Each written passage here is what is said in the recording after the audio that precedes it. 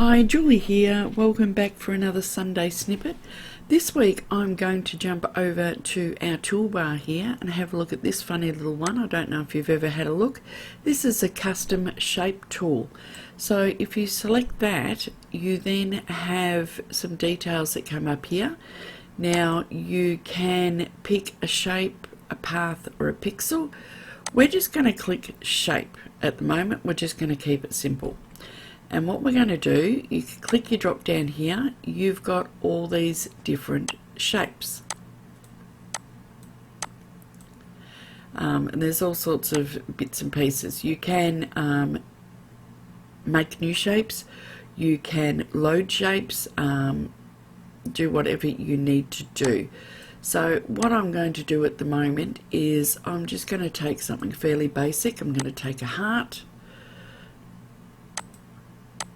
And I'm just going to change my colour to red,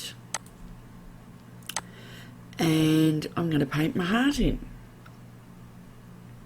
Now if you use the space bar while you're still holding your mouse down, you can move it on your page and that fills it in. Now if I wanted to, I could do all sorts of things to that. So if I come down to your blending modes, if I wanted to, I could add a beveled edge to that.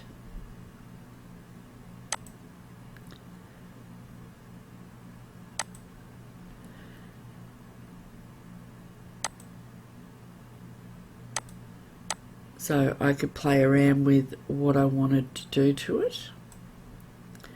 I could change the different contours.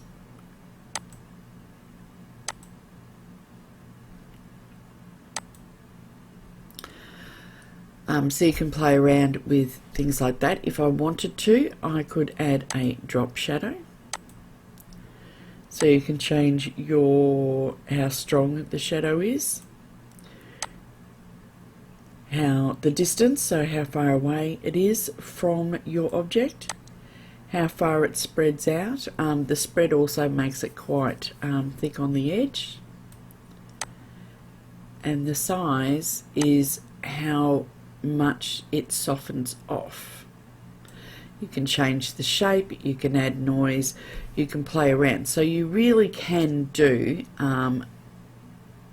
some quite cool stuff. If you wanted to have that as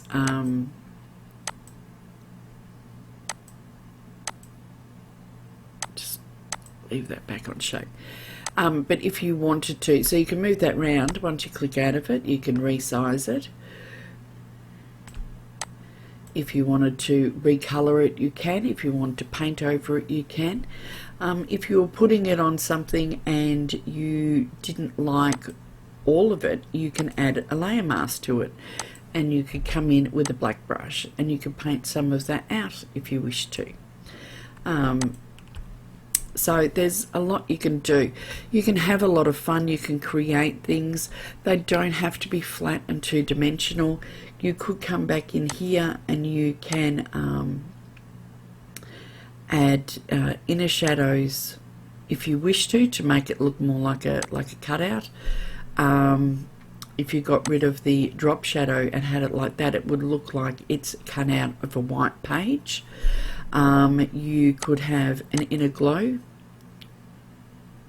which really isn't, because the opacity is right up.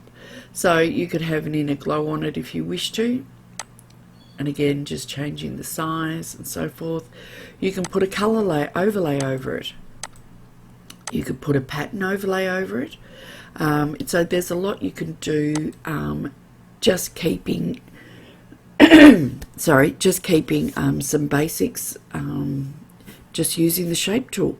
So I just thought that would be another thing to add to your arsenal. So thanks for watching. I hope to see you next week. Bye for now.